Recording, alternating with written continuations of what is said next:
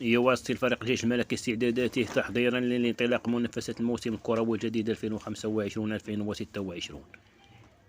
إذا نستقبل في هذا الفيديو موعد والتوقيت مباراة الجيش الملكي ضد الفتح الرباطي الودية.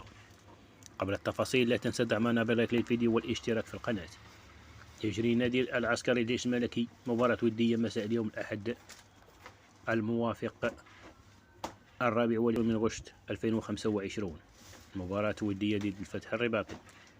ستجرى المباراة بالمركز الرياضي للمعمورة، وتنطلق مباراة الجيش الملكي والفتح الرباطي الودية على الساعة 6 بتوقيت المغرب تونس والجزائر، وعلى الساعة 8 بتوقيت السعودي ومصر، وذلك في إطار برنامج المباريات التحضيرية للموسم الكروي الجديد.